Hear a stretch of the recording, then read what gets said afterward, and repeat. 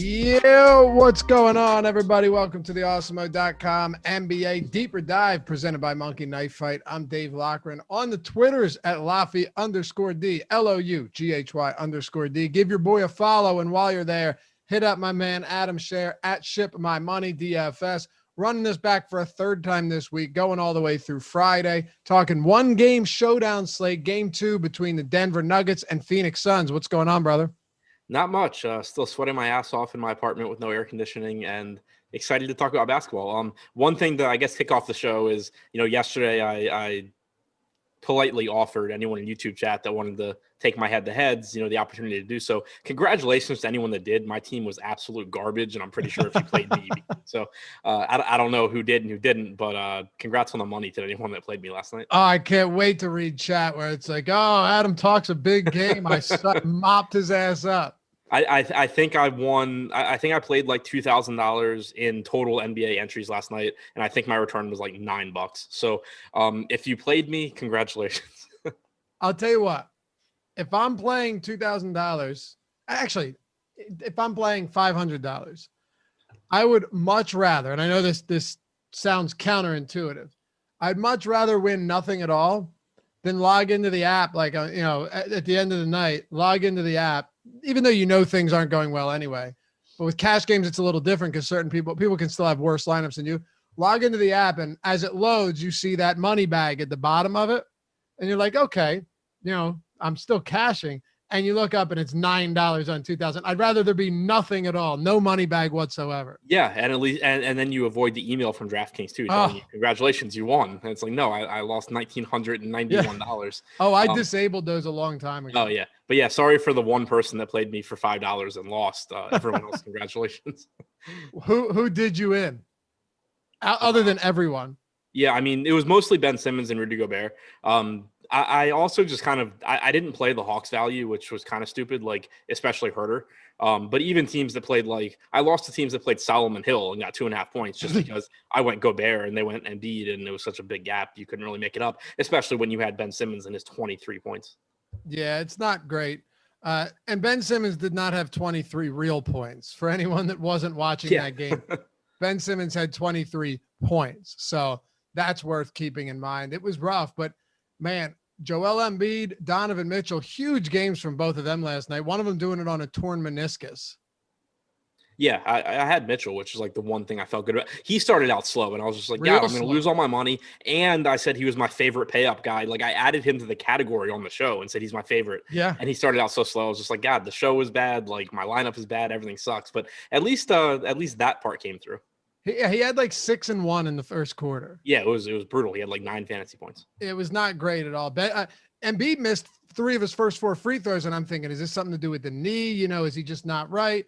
I had a hockey game last night, so I only caught the first quarter on TV, drove to hockey. It's a 45-minute drive. Listen to Tom McGinnis, best radio call in the business, does the entire game solo. It's fantastic. Listen to him, and then caught the end on my way out.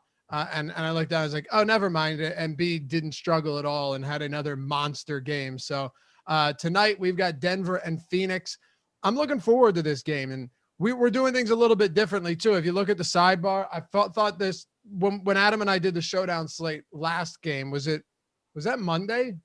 It might've been, was it Monday or Friday? I don't know, whatever it was.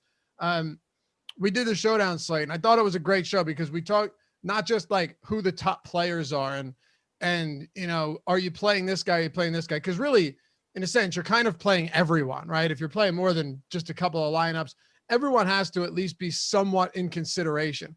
And with that in mind, I thought it'd be better to throw in some more topics and get you guys the good stuff, like what we actually need to talk about. So we'll do that right now. And hey, by the way, hit that thumbs up. It is the best and most helpful way to help support us here, along with that subscribe button. It only takes a split second to do both, right?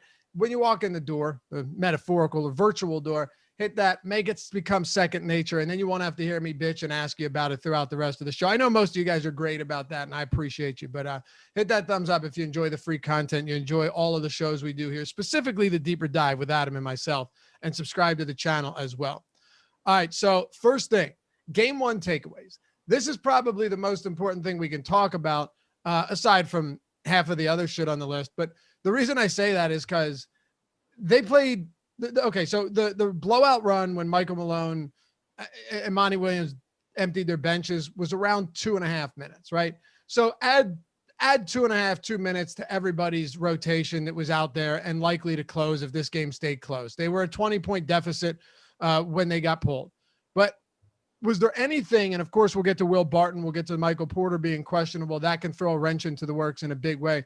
Is there anything from these rotations that stood out to you when we look at them from Game 1? A couple of things that I don't think were unexpected, but that were good to see, or at least reconfirmed what we'd already talked about.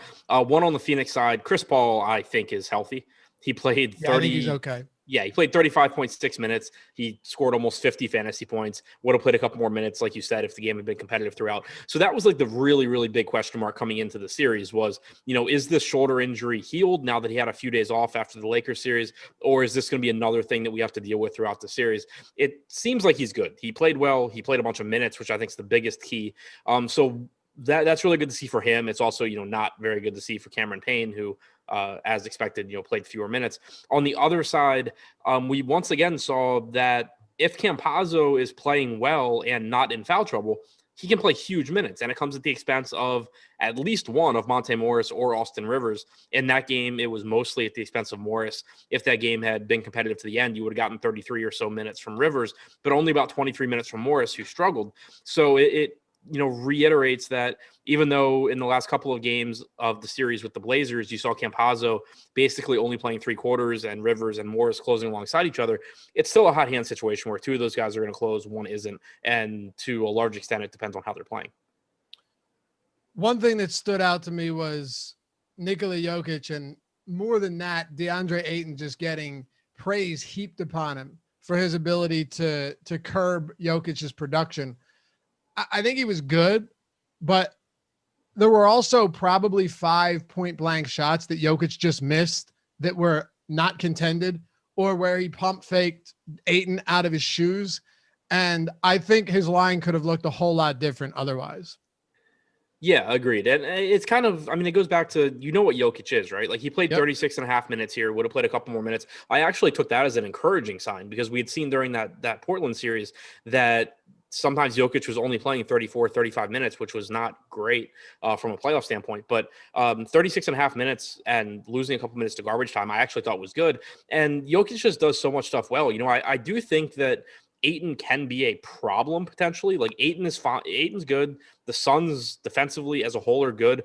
During the regular season, I think Jokic said something about Ayton in particular, giving him a hard time. That was the toughest matchup that he had, I think. Yeah. So, like, I do believe that maybe Ayton can slow him down somewhat. But the thing with Jokic is he just gets it done in so many ways that slowing him down means going just like you saw, you know, in the Blazers series. He wasn't quite as good as during the regular season from a fantasy standpoint, but that meant he went from 1.7 to 1.6 fantasy points per minute. Even if, let's say, Ayton is even better at it than the Blazers were, and he drops to like 1.5 or 1.55 fantasy points per minute for this series, that's still ridiculously good production for someone playing 36 to 38 minutes. Like, he's still going to get it done. It's just a matter of, at what level. But especially talking about kind of the guys on the one game slate, the guys just from the Nuggets and just from the Suns, there's still nobody that comes close to 1.5 fantasy points per minute. And that, is a inefficient Jokic. We'll talk about what lineups look like if you were to fade Jokic tonight. It sounds crazy, right? My camera keeps moving, Jordan. I'll fix that. An insanely high optimal lineup probability for Nikola Jokic. But when it comes to chopping things, it comes to trying to win them solo, sometimes you got to make different decisions. When we talk showdown strategy, though, Adam, you start to get into a lot of different things. And this is essentially everything we have to talk about of supreme importance. You're not looking for, and I mentioned this, Josh and I talked about it on the strategy show today, Monday through Sunday, every day of the week, 10 Eastern time in the morning. Wake up with us if you're on the West Coast, hang out with us on the East Coast. If you're in the Midwest, whatever you're doing, join us. But you're not really playing the same game of let's find the best players and plug them into the lineup, right? Like, you're playing a game of, sure, you want good players, but you also want players that have maybe even a low likelihood of being in the optimal lineup, but are also going to be significantly lower owned than that optimal lineup percentage, or just give you a little bit of differentiation, even if it might not be the optimal play on paper. Yeah, and it also strongly depends on what contest you're playing, obviously. Like, if you're playing the, biggest field tournament on DraftKings where you're playing against, I don't know what it is tonight, but, 20, 30, 40,000 people on a one-game slate, if you're trying to win it solo, you're going to have to do something really weird. In smaller field stuff, you obviously, just like on regular slates, you don't have to go quite as far off the board.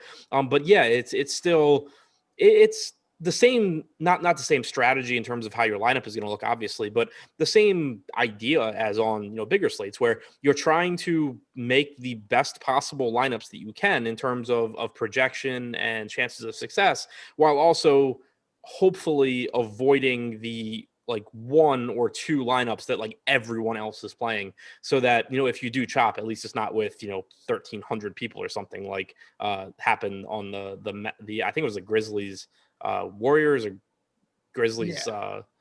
It was the Grizzlies Clippers showdown slate, I think. There were some entries. I think it was like the dollar entry where everybody chopped and they won $5 or something. Yeah, it was the Mavs and the Clippers. Okay. Showdown. Yeah, that's right. That's right. Boban captain with the 5 best players to fill it in. Like, if you played cash, it was the obvious cash lineup, but it was also the best possible lineup you could make. So, yeah, it's you're still walking, a fine line there, more so really showdown than bigger slates. But it's still the same idea where you're trying to make some pivots without getting too far off the board.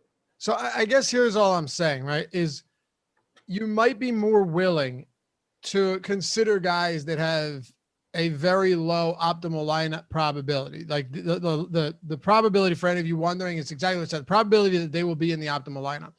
You might be far more willing to consider a guy that could do it 1 out of 10 times than you would on a 10-game slate or a 7-game slate, where you don't really need to find those guys, because there's plenty of the 1 out of 4, 1 out of 5 times guys that are only going to be 5% owned anyway, because there's so many better options. Yeah, the opportunity cost is the opportunity cost to going to, like, for example, someone's backup and hoping to get in foul trouble is much lower than it is on a regular slate. Because on a regular slate, you can do that, but you're still saying not only do you need the player ahead of the random guy that you rostered to get in foul trouble, you also need that random guy then to play really well and beat all of the, like, realistic guys, all the other guys you could have just rostered at his price instead. With it only being a 1-game slate, when you talk about, guys like Paul Millsap, Marcus Howard, even, JaMychal Green, Kaminsky didn't play last game. Dario Saric replaced him, but, Dario Saric, if this were a bigger slate, you wouldn't really even bother thinking about Dario Saric, because he played 9 minutes last game. And if this game goes to plan, he's going to play like 9 minutes again, because Deandre Ayton's going to play so many minutes. But on a 1-game slate, the opportunity cost is so much lower that, and people are going to roster Deandre Ayton as they should, there's more merit to just saying, okay, Ayton's ownership is higher than it would be on a bigger slate, and there's no alternatives from other games. So if I'm playing a lot of lineups in a large field tournament, I can just play some Dario Saric lineups knowing that they're not going to do well unless Ayton gets in serious foul trouble. But if Ayton gets in serious foul trouble, A, large percentage of the field is losing because they have Ayton, and B, a large percentage of the field still doesn't have Dario Saric. Right, exactly. And I think it's probably a important way to look at all of these things. And I think we'll do a pretty good job of covering that throughout the show and letting you know where those certain spots might be. And which, like, let me ask you this. Are there any spots in showdown slates, particularly in the playoffs, for guys that get minutes or guys that would get minutes in the event that maybe the starter goes down or gets in foul trouble or gets ejected? Are there any guys that you're just not willing to play? Like, where do you draw a line? I mean, you obviously, I think, want to go to guys that you know are in the rotation. Like, I'm not going to go Jalen Smith. I'm saying already in the rotation. I'm not saying like deep bench players that might get 10 minutes behind the backup if the starter gets out. I'm not right. So, I mean, in the postseason, it's not pretty like if you're in the rotation in the postseason, you can kind of figure out a path to how they get more minutes because rotations are just tighter in general. Someone like Saric or Cameron Johnson or Torrey Craig, you can point to like one guy and say, oh yeah, if they're in foul trouble, those guys are going to pick up more minutes. Same goes, maybe not, I mentioned Marcus Howard before. He's, I guess, the one guy in a rotation that it's still kind of hard to see how he gets a lot of minutes. Like, assuming Michael Porter plays, even if you can name pretty much anyone in the starting lineup for Denver that gets in foul trouble. And I assume like Millsap or JaMychal Green or Monte Morris are picking up minutes ahead of Howard. So I guess Howard, out of like all the main rotation players, would be the most difficult to get to, especially now that you have Barton back too. We don't even know if he'll be in the rotation. But outside of that, I think pretty much anyone in a playoff rotation has a pretty clear path to minutes, if foul trouble breaks their way. All right. Well, let's dive into it. The first thing we talk about is Nikola Jokic because, well, it's Nikola Jokic and his ownership is going to be absurd today. But before we do, let's say what's up to our sponsor, Monkey Knife Fight. You guys have heard about them. I'm sure you have. If you haven't, that's who's sponsoring our show today. They've got a player prop based contest that are super easy to play and don't require any time commitment that any of the other TFS sites require in order to be competitive. With Monkey Knife Fight, you are in charge. Whether you want to play basketball, MMA, PGA, esports, or soccer, Monkey Knife Fight has everything.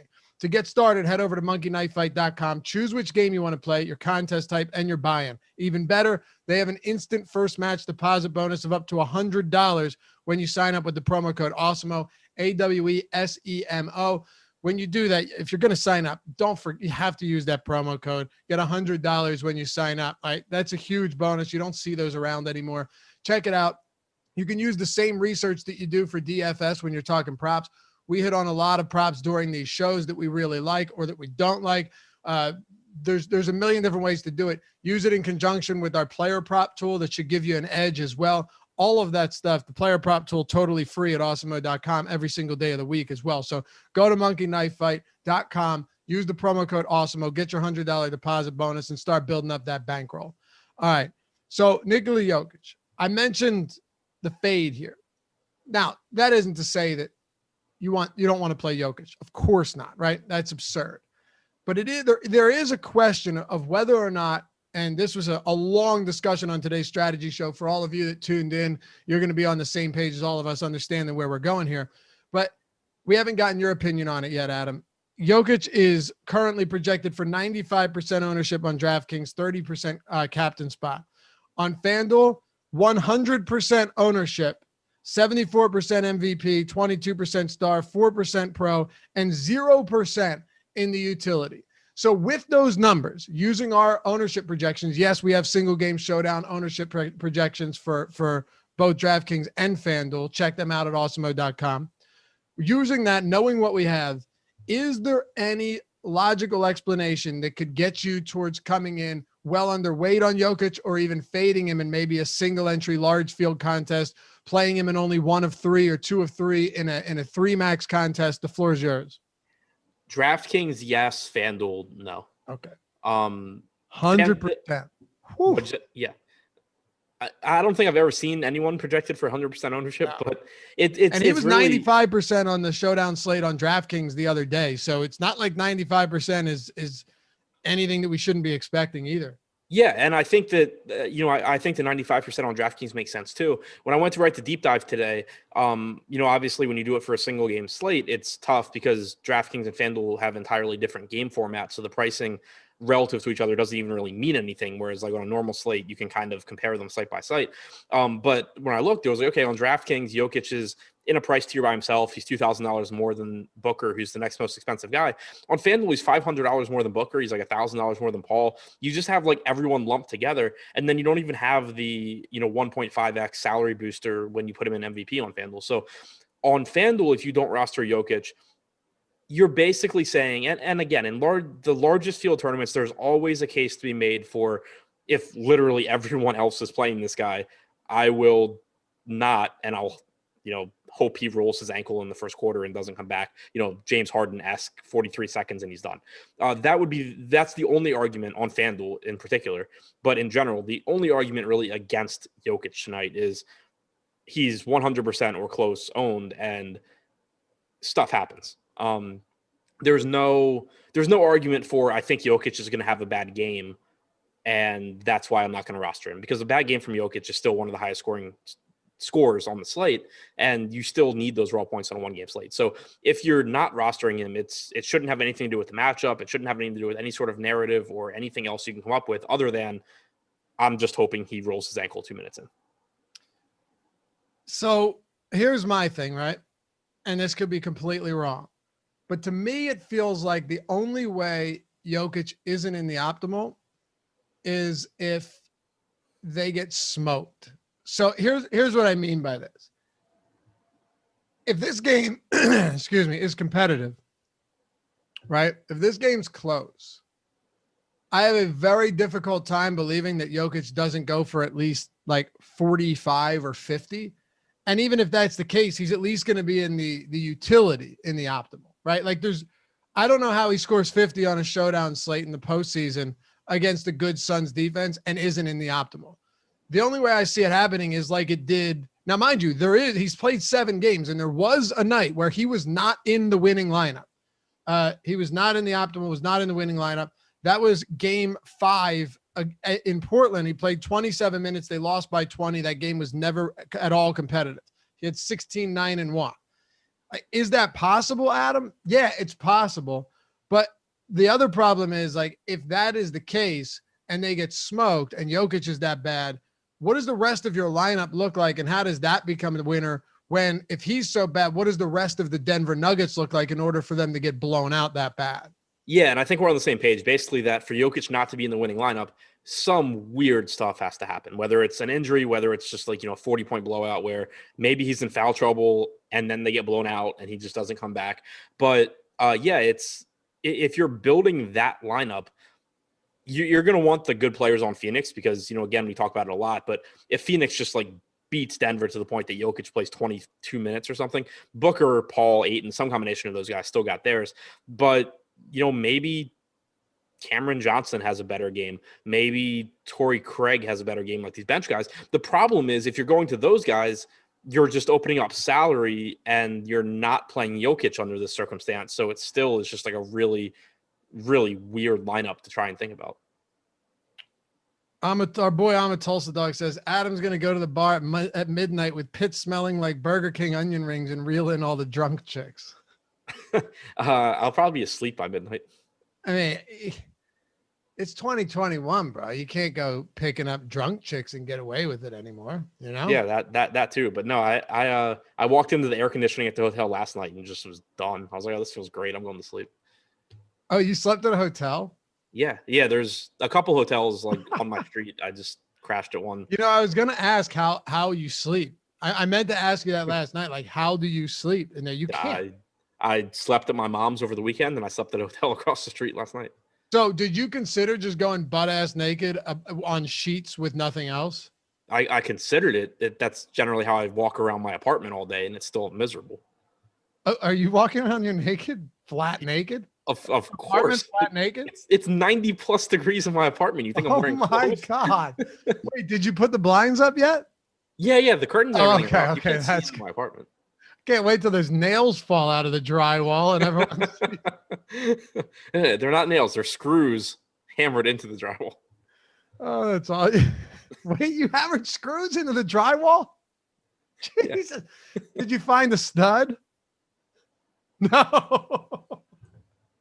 One night they're going to come crashing down. You're going to think someone just broke into your apartment. I'm ready for it. I'm ready for it, so it's not going to catch me by surprise. I'm still waiting for that shot glass thing to come down. It's been like 3 months now. But I'm saying if that happens in your sleep. Oh yeah. I had our shower curtain rod just fall off the wall one night and shook me out of a sleep. I had that happen too, but I wasn't asleep, and the reason it came down was because I was drunk and pulled it down. So not quite the same. Yeah, thing. that's a little different. Yeah. I'm looking under the bed for the biometric safe, trying to get the fingerprint on there, thinking someone's breaking into my house. Nope, shower curtain. We're good. But anyway, with Jokic, it's very simple, right?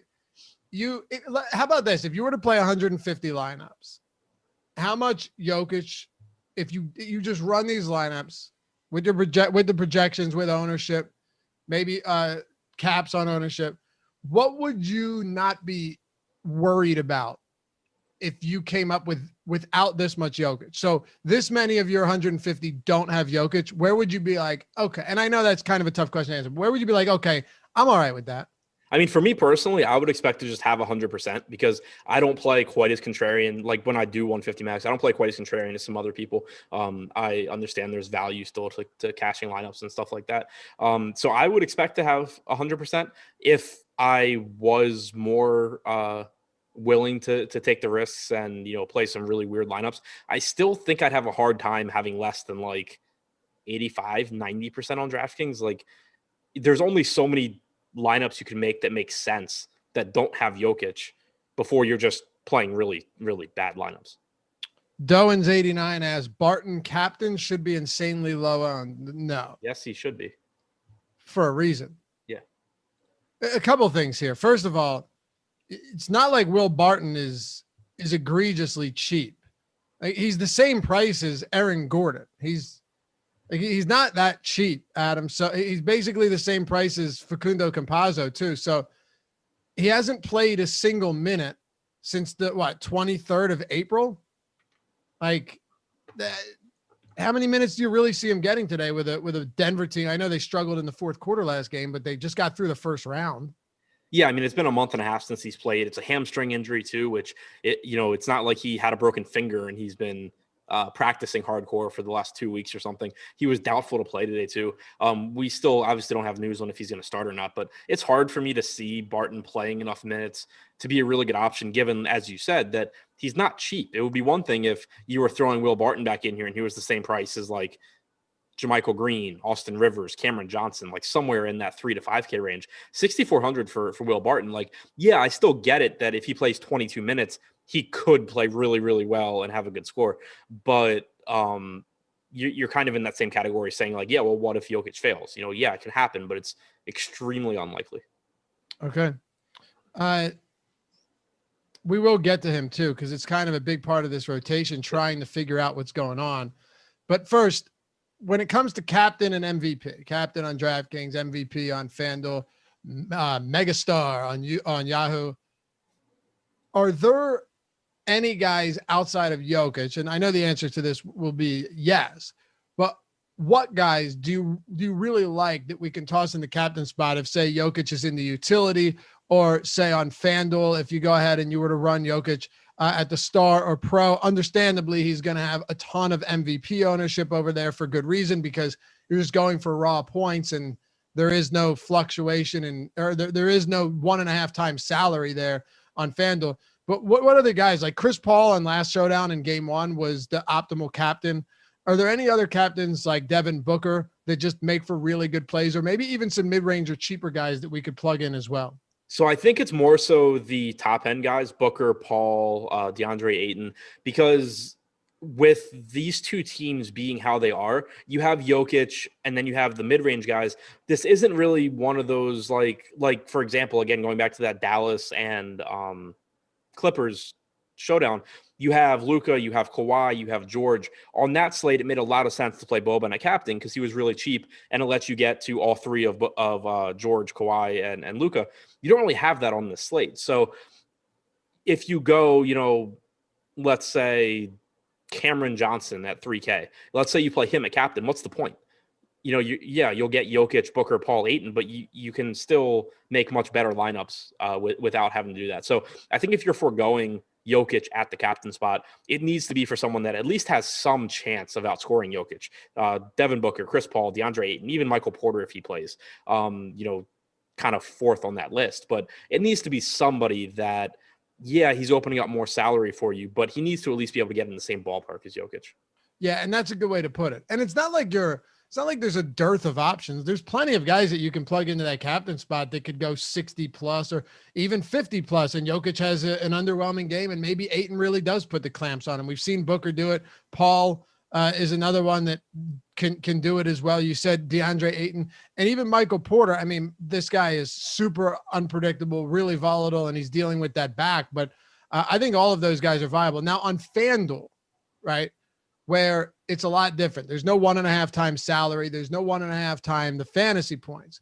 Makes things a whole lot different from a roster construction standpoint and from a strategy perspective. Are you just plugging Jokic in the MVP as much as you possibly can, or are you all right with maybe some Booker spots in there and some Ayton and some Chris Paul over on the MVP spot? With the pricing, I really just think I want as much Jokic as I can get and kind of let other people make mistakes. Again, I get it that you're not going to solo ship a tournament like that. But you also kind of have to take what you're given. And to me, and I know people have different approaches, but to me, that means not setting yourself up to go broke because you're fighting against the pricing. Other people, will say, okay, what I'm given is that I just can't play Jokic here because everyone else is going to, and I just have to hope to get lucky. I think if you get a slate like this and you play it like that consistently, you're going to lose a lot of money by just saying okay, the pricing is making me do this, but I'm going to just do something completely out of the blue, like contrarian. So to me, I would rather just kind of suck it up, accept that this is just a really bad slate on FanDuel because their pricing sucks. That's what it is. But you still, to me, I'm not trying to lose every dollar that I put in play just because their pricing's bad. Michael Porter Jr. is likely to play. We'll talk about that in a second. Will Barton will be on a very limited minutes restriction according to Mike Malone. So, yeah, that's what I say. If you're calling for mid-20s in minutes from Barton, he's been out of the rotation for a month and a half. Now they're in the postseason, second round, playing quite well outside of that one bad quarter. It doesn't make any sense to run Barton that much. Plus, he could literally just take Marcus Howard's minutes. Yeah. Plus, well, you know what? I'll wait till we get to Will Barton. I don't want to go out of order here because I have a great question for you here. Do you understand the approach of playing showdowns and being okay with chopping as long as you have the best lineup? Or when you're making these, are you always looking to put yourself in a position to have a shot at soloing or maybe even chopping just a couple of ways, which on these huge slates with 100K up top would still be a really nice payout? I personally am more inclined to just accept that I'm going to chop some. I don't look at showdown tournaments with 200K to first and think that 200K is actually up top because you just have to, typically at least, there will be a couple slates, there will be normally one NFL showdown slate a year, maybe one NBA, where you can just say, oh, wow, everyone is missing this. And if I'm right, I'm going to just win this by myself. But normally, people just aren't that wrong anymore. It's, there's enough good information out there, really, regardless of where you look, that you're not going to make terrible lineups. And if you're playing against 40,000 people or whatever it may be, you're going to have most of the good lineups covered. So I'm not too concerned about solo shipping. If I do, it's great, but it's pretty tough to do. You're going to do what you can to, if you're playing tournaments, to not tie with 1,300 people for first, but even still, that comes down to not only your risk tolerance, but also how many lineups are you playing? If I'm playing 5 lineups or something in a $20, 100K to first tournament, I'm definitely not going to have that cash lineup, the Boban, George, Doncic, Leonard from the Mavericks game. That's not going to be one of my 5 lineups. That's just a waste of my $100. But if I'm playing 150 lineups in that tournament, that lineup's probably going to show up in my 150 because it was just very, very, very, very clearly the top lineup on the slate. And again, it comes back to you have to take what you're given. And if the site's pricing makes a lineup that obvious, long run, I think you're hurting yourself by just throwing those lineups out the window. I would rather win, 20K than, 3K or whatever, or 1,300, whatever. But like at the same time, I only played cash, but I threw it in tournaments on that slate. And I had someone like mockingly congratulate me on Twitter for 5xing. And I was just like, yeah, okay, I made 500% in that tournament. I'm still fine with that. Of course. Yeah. That's still a great night. Right. So it's like you just want, it all comes down to your own risk tolerance and how many lineups you're playing. I think that if you're playing, 5 lineups, you should be looking to avoid at least those main lineups, the main chalk lineups, as much as you can. But if you're playing 150, you're putting $3,000 into this tournament, you're probably going to want to make sure you do have those actual really good lineups. Yeah, that's a great way to put it. Tulsa Dog says NFL showdowns don't chop near as often as NBA. Yeah, correct. Yeah. And one of the reasons for that is you have kickers, you have defenses, you have a lot of different things that can happen. And, unlike basketball where your bench player is probably locked into anywhere from like 13 to 16 minutes, and that barring an injury to a starter, with football, Adam, you could have Russell Gage catch a 60-yard touchdown at 1%, and then everything goes to shit for anyone that doesn't have Russell Gage. Like there he is locked into the optimal. Yeah, I mean, the comparison is, if you took like Torrey Craig from this game, like he'll get some ownership, but I saw like Dario Saric. Dario Saric will get some ownership, but it's mostly just, because he's really cheap and he helps you fill out your lineups. But in NFL, Dario Saric could catch 2 passes and score like 16 points and be like the best play on the slate. Whereas in NBA, if he plays the minutes that we're expecting, he's literally incapable of scoring the most points. Yeah. And he's also like in football, you need one big rush. Like you could be a backup running back and you break one for 50 and a touchdown. You could get 1 or 2 targets on the game, and one of those targets ends up being busted coverage and you're gone for 60 yards and a score. With basketball, you have to accumulate those over a period of time, and you have to get the ball in order to do that. So it's tough to do. It doesn't mean you can't be in the optimal. It doesn't mean that Dwight Howard can't come in and block 5 shots, haul in 8 rebounds, and score 10 points on putbacks in 15 minutes. He's done it. But it's just a lot more unlikely, and there's a lot more ways that NFL can be different. All right, so we've got some injury news that came in here. Michael Porter and Will Barton. We're hit on that. Pay close attention to it. While you're at it, hit that thumbs up. About 53 away from 200. What do we got? 850 watching on a showdown slate. I think we can pull off 200 here relatively easily based on just all of your kindness. So NBA Deeper Dive promo code gets you 15% off everything on the site for the full week. If you haven't done so, if you haven't checked it out, use the promo code NBA Deeper Dive. Get 15% off everything for the entire week of Awesemo Plus. That's basketball, baseball, hockey, MMA, PGA, NASCAR, literally any sports that they have contests for. Call of Duty. What's the other one? Esports. What's the other esports one? League of Legends. League of Legends. That's it. LOL. There's like 2 other ones now too. Counter-Strike. Yeah, there's Counter-Strike. There's like 2 other new ones that I don't know what they are. Maybe there isn't Call of Duty. Maybe I just made that up. There is Rocket League. Yeah, I don't know. I know League of Legends is the one that I played. Anyway, use promo code NBA Deeper Dive. Get 15% off everything. You're talking ownership, player projections, top stack tool, boomer bust tool, lineup builder, optimal lineup percentages, everything, all of our premium articles.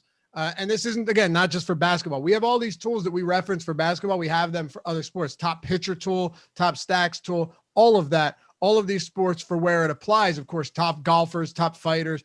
That's the, it's all a math problem here. And Alex Baker has in many ways figured that out. The guy is ranked #1 in the world for a reason. He's won a ton of money with these tools that he built, using them each and every night on all of these sports. So if you want to check it out, go ahead, NBA Deeper Dive. If you want to go a month or a year, you can do that too. Go to nba.com/join. Check all of those out. You could do one sport, all sport. You want to come back for just football, we got you. You want to close out basketball, do that. Doesn't matter. Check them all out. Awesemo.com.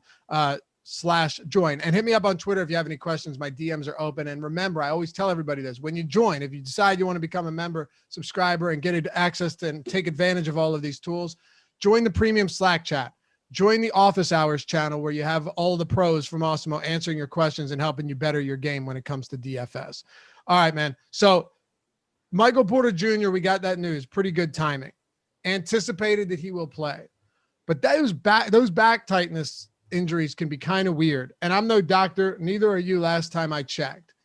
But when it comes to that, is there a way for us to say, man, maybe Michael Porter Jr. plays, looks awful, but he's out there because it's the postseason, and it does actually give us a bench player opportunity in maybe Paul Millsap or JaMychal Green, or maybe Aaron Gordon becomes a better play. Can we look at it that way, or are you going into this one saying, you know what, if he's going to play, he's going to play, and I just have to assume he's fine? I'm going into it assuming he's fine, but back things are something that, can creep up. So this is one spot where, again, we've kind of talked about how to be different in these tournaments. This to me is a very logical spot where, especially now that we also got the news that Will Barton is going to be extremely limited or very limited, whatever the wording was. We can assume that, like, if Porter gets injured mid-game, Barton's not going to be the one to just come in and soak up those minutes. So you would probably get, more run for Green would be my number one guess, but, Morris would probably benefit. Millsap potentially could. So I think that is one way you can build that, to me, makes a lot more sense than the Jokic gets hurt 2 minutes in build, because we actually have someone that's dealing with an injury. We saw last game when Porter subbed out in the first quarter, Monte Morris was the one to sub in for him initially. Then you had, Marcus Howard sub in when Porter came back, Rivers went out. That's probably going to be the Will Barton spot. JaMychal Green, we know, played 23 minutes. So the point here being, like, if Porter goes down partway through the game, you're probably getting more minutes from Morris. You're probably getting more minutes from JaMychal Green, maybe more minutes from Paul Millsap, but I think most likely it's Green and Morris. So, you could play some lineups where you just say, okay, this lineup doesn't have Michael Porter. Let me go ahead and bump Monte Morris and JaMychal Green, just, all out go for the Michael Porter Jr. injury. But I think in terms of, like, medium projections, I don't have anything else to do other than say I think Michael Porter is fine, and I think he's going to play 33, 34 minutes. We got a super chat, an interesting one here from Carlos Manza. Says, would you guys do ayahuasca? Asking for a friend. Would you? Wait, what? Do you know what ayahuasca is? No. Okay. It's like a ritualistic thing they do in South America. It's not legal here. Mixed with DMT, with dimethyltryptamine. I know my stuff. I've watched plenty of Joe Rogan, Jordan, and I've had plenty of experiences. I would have to be in a very comfortable environment, but yeah, I would do it. I would, when it comes to DMT, yeah, sure. See those little elves running around, go blast off to another dimension. It's on the bucket list, put it that way. You ever look into that stuff? Whew. No idea what you're talking about, but anything that takes me out of my current environment, I'd be happy with. This wouldn't take you out of this would put you in like an alternate. This would put you in like a parallel universe, another dimension. Like people do DMT and then report back the exact same experiences that other people did. It's just crazy. Crazy. Do they have air conditioning in DMT land? Yeah. And wherever they go. I don't know. I'll do it first and ask them, I guess. But, yeah, why not? It would have to be comfortable, and I'd have to be in a good state of mind, and my life would have to be in order, but sure. Good question. All right. Outside of Michael Porter Jr.'s substitutes, whether it be Millsap or Green or Gordon getting more opportunity, do you agree with the ownership currently on Michael Porter Jr., which is around 50% on Draftkings, on Fanduel? Only 3% in the MVP spot, though. And on DraftKings, MPJ, of course, different structure here, coming in at 57%, around 10% in the captain spot. It's kind of weird to me that he's higher owned than Ayton and Crowder, because I don't think it's that much more difficult to get to Ayton than it is to get to Porter. I think that Crowder is one of the ways you can get to Ayton over Porter. So it's kind of weird, I think, that a guy who is dealing with some sort of injury, but also it's not just that. You're not talking about like Joel Embiid or Nikola Jokic was questionable and he's going to play, and the production you're going to get. Like, there's still question marks around Michael Porter Jr. I mean, it's not like this guy consistently goes out there and puts up big games. So even if he was fully healthy and he was the, fourth highest owned guy on this slate, I would have some concerns where it's just like, he's fully capable of scoring less points than like all of Ayton, Crowder, Bridges, Gordon. We saw it last series. He had the game where he scored like 17 fantasy points. Like, he's very capable of just having bad games anyway. Now you add on the whatever percent chance it is that his back acts up. It's kind of weird to me how popular he is. You know, I get it's a 1-game slate. I get he's one of the best fantasy point per minute guys and one of the highest ceiling guys that there is. I don't think he's a bad play by any stretch, but it's kind of weird to me that he's getting more ownership than, you know, a couple of these guys. Yeah, it is kind of strange to me. And that was before we even knew that he was playing. Well, we got the update 2 minutes ago. He's still up there. So, he's still up there. Okay, good stuff. So Will Barton is another one of these players who I honestly don't think it's going to have that big of an impact, Adam. And I'm willing to be wrong here. Okay. I'm willing to be wrong. Will Barton was an integral part of Denver's rotation before going down. He was playing a lot of minutes. On a per minute basis, he was okay. What's he like 0.85 per minute or something like that? Around there. Yeah. Yeah. Just nothing really spectacular all season long. The guys had some miserable performances as well, but it's been so long. And the fact that he's going to be very limited. Now, I've saw comments in chat. Normally, guys, I would agree with you. When we saw that he was playing very limited minutes, according to Malone, everyone said, so that means 30, right? Like, oh, you can't trust this stuff. Almost always, Adam, you would like, normally I'd agree with you. It's hard to see him getting there tonight or even close, given the situation, given the postseason, given the fact that he hasn't played in a while, and it was a lower body injury. For me, I just can't get there. Yeah, all of those things make it really tough for me. Also, when you just look at, and I think you mentioned earlier, the team just advanced to the second round of the postseason. They're down 1 game, sure. But do you think that Will Barton, having not played in a month and a half, gives you a better chance than the guys he can replace? Like, if you look at who he'd be replacing outside, you know, again, of like, he probably takes Marcus Howard's minutes. But outside of that, you're not playing him ahead of Monte Morris right now, I don't think. You're not playing him ahead of Campazzo. As much as Austin Rivers sucks, at least he's, you know, fully in game shape and rhythm and all of that. You're probably not feeling very good about just giving a bunch of his minutes to Will Barton. You're certainly not taking them from Porter, Jokic, or Gordon. Where are the minutes coming from? And so, like, I think that down the road, you know, if Denver, you know, if this series goes, you know, 6-7 games, if Denver advances, of course, Barton becomes an integral part of this team. He does eventually take minutes, I think, from Austin Rivers at the very least. But first came back in a month and a half, I don't think they're going to say, yeah, you know, Austin, we've been playing you. We feel good enough about you that we're playing you 34 minutes per game in the postseason. Postseason's going well, but we're pretty confident that this guy who hasn't stepped on a basketball court in a month and a half is going to be better than you. Right. Do your thing, pal. Right. I don't know. I just don't see it being the case. And if I'm wrong, I'm wrong. If he plays 30 minutes, all right. But I will say this one last thing on Barton. Here's the crazy thing. We're using the Ben Rasa theory, right? I love using this because it's relevant all the time. He just had a way of articulating it in a way that made a lot of sense. With Will Barton, you need him to get those minutes, but you also need him to actually be good because he's not priced like a guy that might only play 12 minutes and that hasn't played in a month and a half. Like, Will Barton is still priced with half of the Denver starters, dude. You know, like he's still priced with Aaron Gordon and Campazzo and Morris and all of those guys. So you need him to get those minutes that he probably won't get. And then you need him to actually be good and give you enough to pay off that price tag. It's just so hard for me to get there. You have to get both of them. Yeah, exactly. You need to, at that, it would be one thing if he was like sub 1% owned and 3K somehow, you know, because then you're just saying like, okay, I need to get lucky on the minutes. And if I do, there's going to be enough production.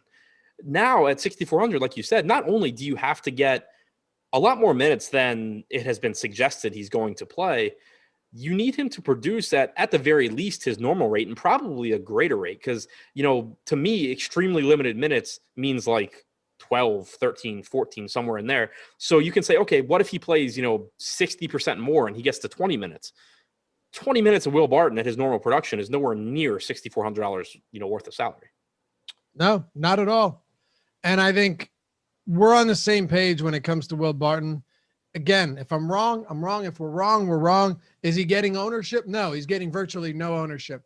But sometimes, Adam, zero ownership is a direct representation of like a guy that's just really not in a spot to excel at all. And even on a showdown slate, it's so tough. Especially in basketball. And again, this goes back to like the difference between NBA and NFL. In NFL, you'll get some guys that are like, you know, 1% owned. And it's just like, I literally think they're going to throw this guy one pass, but if he catches it for a touchdown, I win all the money. If Will Barton takes one shot, you can only get 3.5 points. Like that's exactly. You can't get a 10-point shot from Will Barton. Exactly. All right, we crushed the prop game yesterday. The only one we got wrong was the Danny Green under 14.5, but he still stinks. Everything else, we nailed it.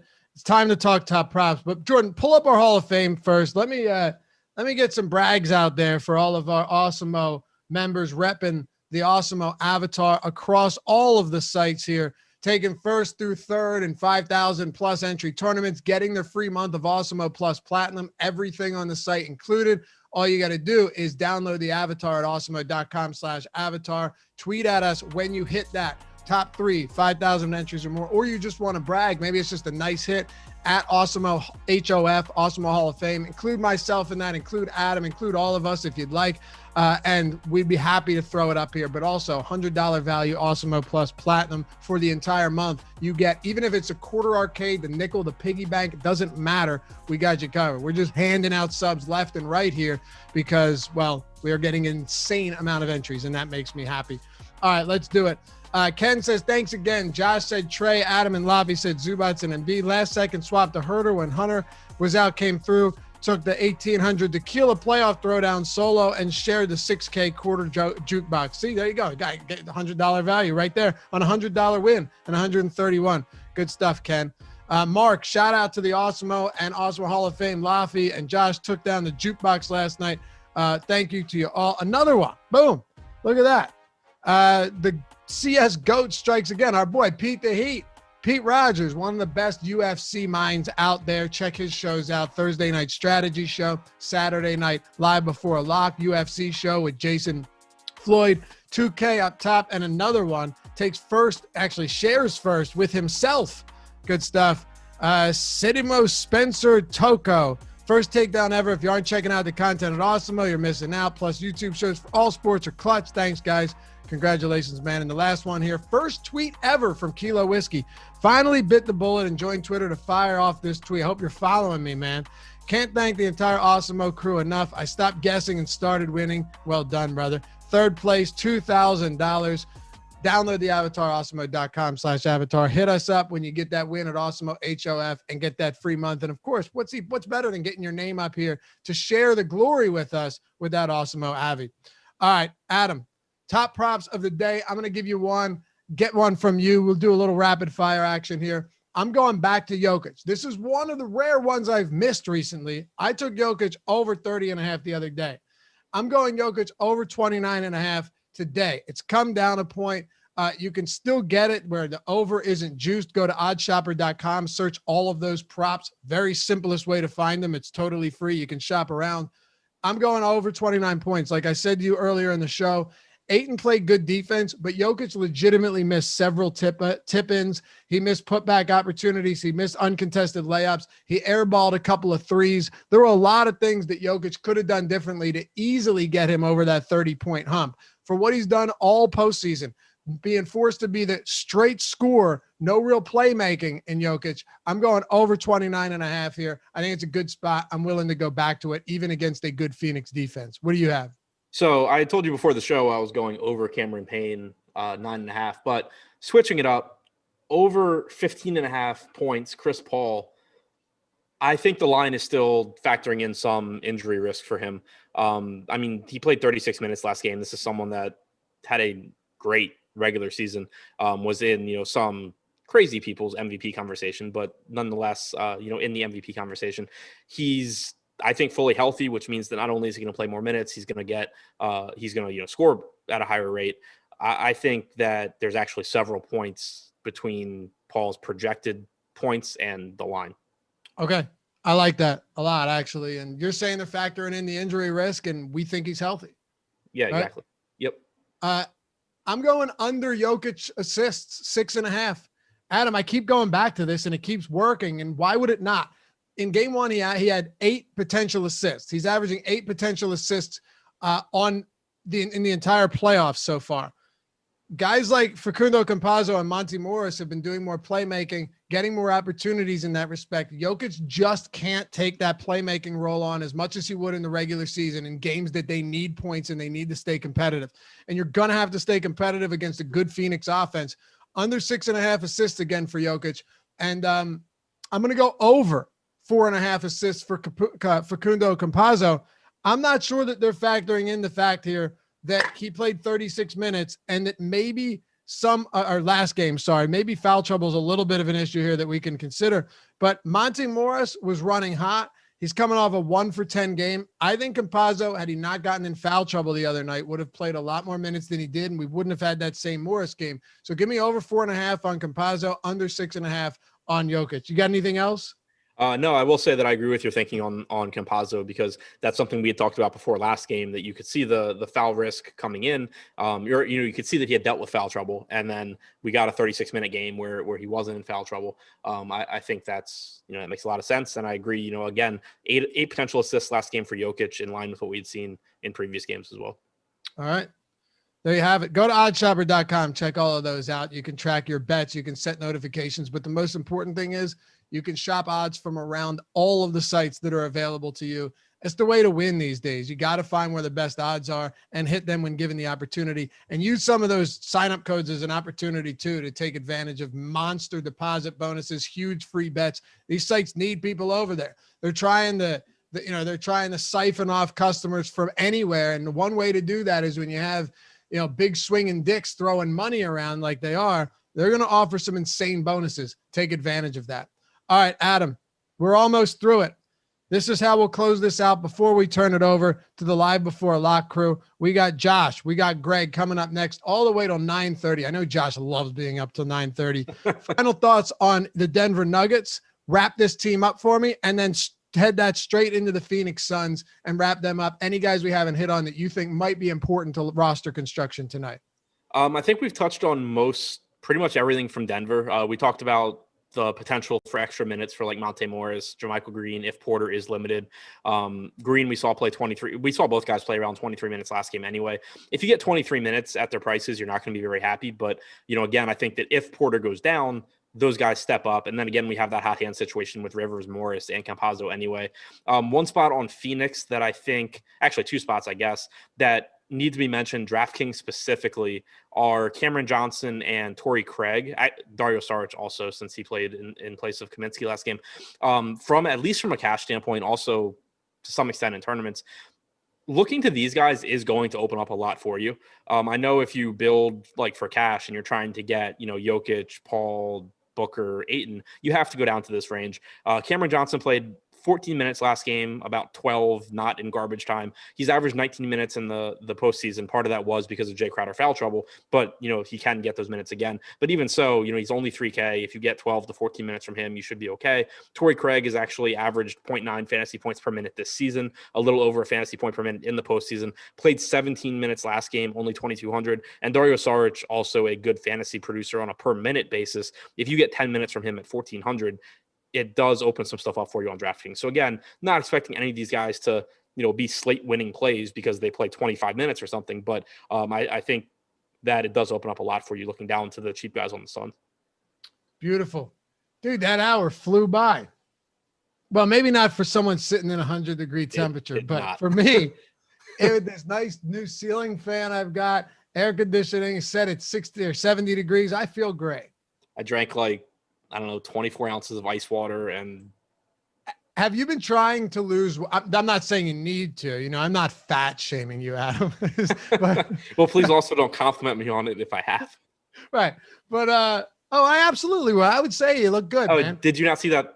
I'll show you the Twitter thread after the show. Oh, okay. Are you trying to lose weight by any chance? Because this is a great opportunity to do it. It is. Or get naturally. I had to pay like $1,500 to a couple people because I didn't complete a weight loss bet. Did you even try? It was before my apartment turned into a sauna. No, I didn't try. I got to the point where I was just like, oh, I should start trying now. And then I was just like, yeah, whatever. It's $1,500. That's awesome. Well, hey, if it was if it was a little while later, you'd have crushed it. Yeah, I'd kill it if I would just stay in my apartment and do nothing. Yep. And one more thing. Where is it?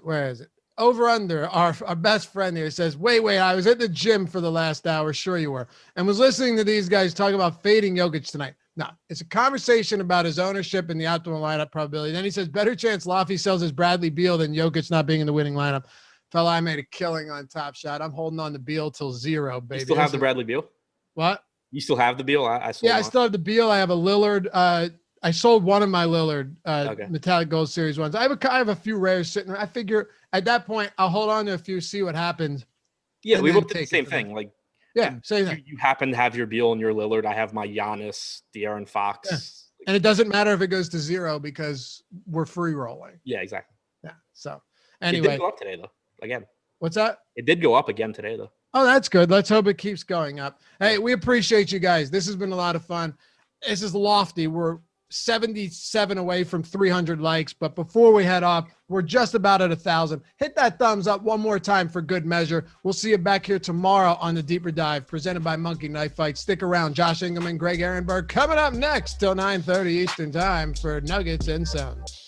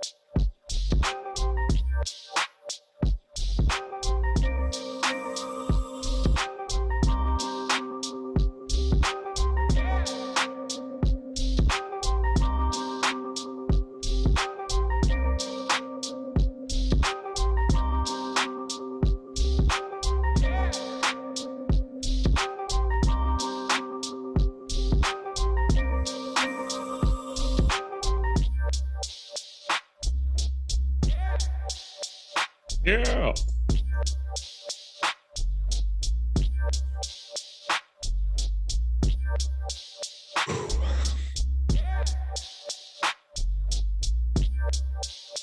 And we are live. Welcome to NBA Live Before Lock. It is Wednesday, June 9th. We've got a one-gamer here. This is going to be a different experience. I'm pretty sure this is the latest show I've ever done, so this should be pretty interesting. I am Josh Engelman. I am joined by Greg Ehrenberg, and we have plenty of time to break down the Suns, break down the Nuggets, and take all of the questions you could possibly have for today's show. 928 concurrent viewers right now, 264 likes. We know that number needs to go north of 300 right now, and I know we'll get it over 400 when we get to the end of the show. But at this moment, hit that thumbs up, subscribe to the channel, hit the notification bell so you know when everything goes live. Greg, you excited for game 2 here? Hey, listen, I've only talked about this one other time today. So unlike you, I've only done one show on this also. I mean, listen, Josh has to be up to do his process show in 3 hours or something like that. This is late for Josh. Like, guys, be kind to him.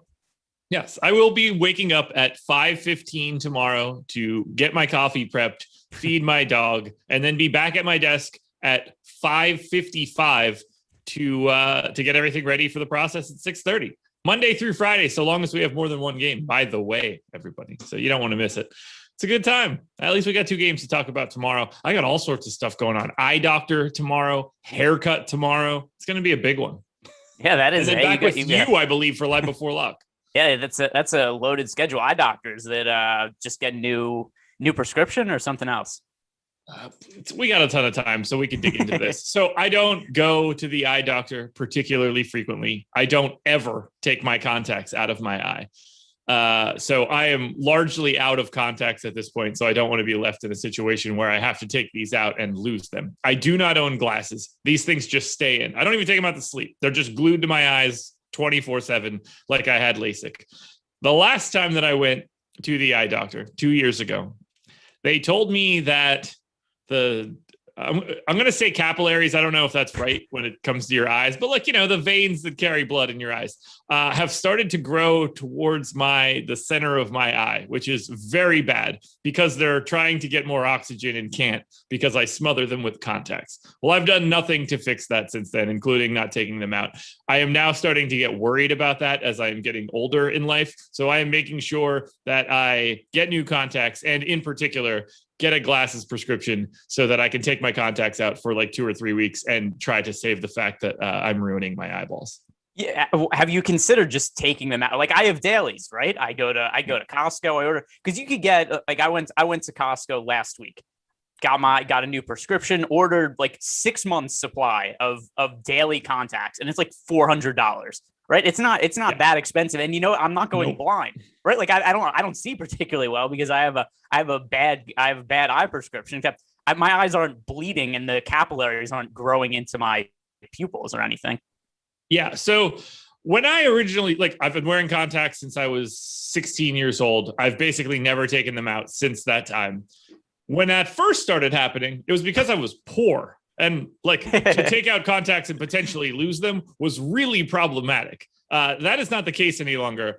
I should just switch to dailies, throw them shits out every day, not bat an eye, won't affect me, won't even notice the cost of them. That is exactly what I am anticipating making this transition to as we move forward, because I'm legitimately nervous now. Back in the day when they would tell me to take my contacts out, I would just laugh and be like, haha, by the time it gets to be a problem, I'm sure they just have eye transplants. It doesn't appear that they're getting there as fast as I would have liked them to. So now I'm just very nervous. So Glasses Josh is going to be making an appearance on this show pretty soon. Nice. Can we get you with the ones, the ones that Alex wears, the Ollie G glasses, where it's the colored ones, and you get your colored soccer jersey on. You look just like Ollie G. I don't want to look like Ollie G. I'm good on that one. So I appreciate all of YouTube chat being like, hey, take your contacts out. You're stupid. Every single person in there is absolutely right. I immediately regret my decisions of past Josh, but and by the way, Josh of Los Angeles, I know that they do have eye transplants. It is not nearly the technology that I was expecting at this point 20 years ago when I was never taking them out. So it's not good. But anyway, we're fixing that problem tomorrow. So I'm going to have glasses and potentially, if I lose a bet to Laffy, some dyed hair of a color undetermined at this point. Have you heard the strategy show this morning? No, I had to do my own I had to do baseball show. I do my own basketball show. I had other stuff I was working on. So, sure. I don't know anything about this. Laffy and I are putting together another bet. We've had the mustache bet, which I lost. We had the hot chip bet, which I lost. Something to do with who's going to be the MVP of the finals. But one of us is going to ultimately have to dye their hair, and not a normal color either. Oh, all right. Looking for who'd you pick? So the idea that I pitched is that we're going to do a snake draft, and you pick, 5, 10, however many guys you want. We're just going to alternate choices. Whoever ultimately wins the MVP it ends up being the winner. So I think it's probably pretty obvious that Kevin Durant is the leader in the clubhouse to be the finals MVP. Do you have a guess of who is second? Because I've actually placed bets on this, I'm pretty sure it's Donovan Mitchell right now. It is Donovan Mitchell, which really surprised me. But then you think about it, and it's like, oh, they are the 1 seed. They're up a game. Like the most likely scenario is Utah probably getting to the final. So I wasn't too surprised. But yeah, that was kind of wild. I have 2 bets on finals MVP. They are Chris Paul at 42-1 and Rudy Gobert at 42-1. There we go. Well, it's about that time now. We have successfully burned 12 minutes. Let's talk a little bit about this slate. And I think it's probably best if we just bounce through both teams individually to start. And I think we can probably take a look right out of the gate at, I don't even know who I put in the run sheet first. That would be the Nuggets. Let's take a look at the Nuggets. And I think that that's relevant because there's some ambiguity for the Nuggets today, and we don't really have as much for the Suns. So during the deeper dive, we got the report that Will Barton is going to be like aggressively limited. That was actually helpful to me. I was pretty happy to see that. And that Michael Porter Jr. is playing. We have no idea what that actual health is. So I think we could start here quickly, and I don't get the sense you're going to have a lot to say. Do you have any interest in Will Barton? No, I gave him 10 minutes for today. I don't actually know how much he's going to play, but I mean, it could literally be 2 stints of 3 minutes or something like that. But at the very least, he's going to be limited, and it's not like he's really priced down. If this was him at min price, I think we'd have something to consider, but I have him projected for less than 10 fantasy points right now. And at his price on Fanduel and Draftkings, it just makes him a non-option. I agree. I think he is fully unplayable, have absolutely no interest whatsoever. Michael Porter Jr., however, picking up about 57% ownership on DraftKings. He's around 48% on FanDuel. How are you feeling about MPJ? Status unknown. I mean, the status isn't unknown. He's playing, and I mean, health unknown. I don't think it's. I mean, so yesterday he practiced. And the doctor himself, Michael Malone, press conference, he was listed as questionable, but Malone said yesterday that he thought that Michael Porter Jr. was going to be fine to play. Today he's active. I think that he just overall was a little banged up towards the end of last game. It was back spasms or something like that. But by all that we've seen through the media and what Michael Malone said, it seems to me like Michael Porter Jr. is just fine. I'm expecting him to play his normal workload. As am I. I have no alternatives. I think he's the second best option on Denver across both sites. How do you feel about his ownership, though? Are you high on Michael Porter Jr. today? Are you low on Michael Porter? Do you see the ownership as relatively neutral? Probably about neutral. You know, it's hard to make aggressive stands on a 1-game slate. And sure, maybe we could say there's a little, if you want to say there's a little bit of risk with Michael Porter Jr. because maybe the back flares up again. You know, he has a long history of back injuries, so it's hard to say that there's no risk there. But still, he's been such a good fantasy producer in the playoffs. This is also a game. Denver's down 1-0. We know that they're going to need a win today. Even though Will Barton is back, like we said, he's going to be severely limited, so I don't see him cutting into Michael Porter Jr. So to me, maybe I wouldn't feel comfortable with him in the captain spot. I don't really have many of those lineups, but overall, I am almost dead even with the field in terms of my exposure to him. Okay. We're going to get into the next big question here for Denver. And I'm curious to know your thoughts on the fact that we have Nikola Jokic projected for 100% ownership on FanDuel and 95% on DraftKings. Are you doing anything different with Nikola Jokic today? I mean, 100 seems, pretty aggressive. I think I'd rather go under that number than over it. But I mean, with him on FanDuel, though, it's so hard to envision a scenario where he doesn't land in the optimal lineup unless he gets into crazy foul trouble or gets hurt. Just the way the pricing sets up on FanDuel, it's hard to envision a scenario where he doesn't. If you're playing 150 lineups or 100 lineups, maybe make one lineup without Jokic and then build a lineup with certainly Michael Porter Jr. Maybe you throw, I'm trying to think like who else would even make sense in a lineup without Jokic. I mean, it would have to have Devin Booker and Chris Paul. It would have to have Michael Porter Jr.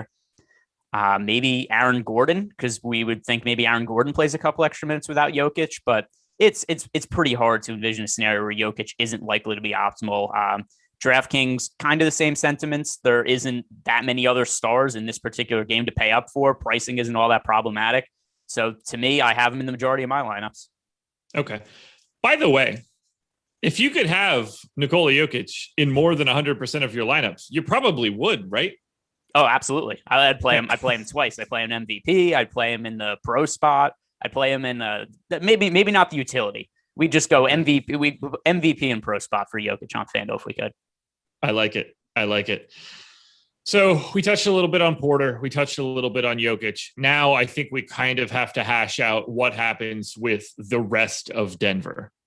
Austin Rivers, Facundo Campazzo, Monty Morris, who had a really dreadful game one. What is your lean for the current backcourt, the iteration that we have right now of those three guys? Who's the top priority? Who's the guy that you're trying to get away from?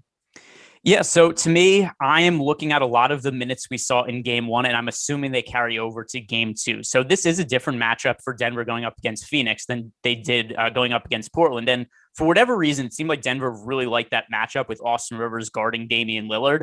And it looks like, at least based on what we saw from game one, that there's going to be more of a priority to give Campazzo minutes in the series. He played 36 minutes. I didn't give him 36 minutes for today, except it's definitely encouraging to see him get that kind of minutes, because towards the tail end of last series, I'm going to pull up his minutes really quick. Off the top of my head, it was like 24 and 20. Here it is. So he played 23 and 21 and a half minutes in the final two games of the last series. So now that we saw him play 36 minutes in game one, it looks to me like he's going to play much heavier minutes in this series. So he is the guy that I'm looking at more than others as of right now. Basically, Monty Morris is the guy that's getting pinched for me. Campazzo and Austin Rivers, unfortunately, are the guys that are climbing further to the top. I hate rostering Austin Rivers. It's not fun. I don't like cheering for him. But oddly enough, I didn't even like him when he went to Duke, and I was an active Duke fan at that time. It's crazy how wildly unlikable he is to me. But at 4K, given the fact that I expect him to play about 30 minutes or more, I'm going to be getting there a lot, significantly more than the field, in fact, where we have him projected for 26% ownership on DK. To me, that is quite a bit lower than I was expecting, especially because of his price tag. How do you want to manage a 4K Austin Rivers on DraftKings? On FanDuel at 8,500, I think he's basically properly owned. I'm actually a little bit underweight to the field on Rivers. Pretty close, but I have a lot of my lineups are going a little more towards stars and scrubs for this slate, which is just in general a way that I build a lot of my lineups. But there's somebody for cheaper that I like a decent amount for this slate. Somebody who actually you pointed out before the first game of the series that in hindsight actually ended up being a really sharp call, even though he didn't have a big fantasy game. Dario Saric, I think, makes for a really strong value option on this slate. So yeah, you call Dario Saric being in the rotation, and that could have been a massive difference maker had he had a big fantasy game. But even at his salary last game, if he's able to replicate 9.5 fantasy points, it's pretty good for a salary on DraftKings. So I'm pretty heavy on him today. And that makes my lineup skew a lot more towards stars and scrubs. And that pinches Austin Rivers for me a little bit. The guy that I'm getting to in lieu of Dario Saric is same team. I'm getting to a little bit more Torrey Craig, but we can dig into that a little bit later. Paul Millsap, JaMychal Green. I got a lot of talk about JaMychal Green earlier today. He's not someone that I'm getting to a lot on DK because the $4,800 price tag to me is pretty high. And seeing Paul Millsap at 2,600, I like that price tag. And I think the big benefit that people would be looking for here is if something happens to Michael Porter Jr., someone's going to get a benefit.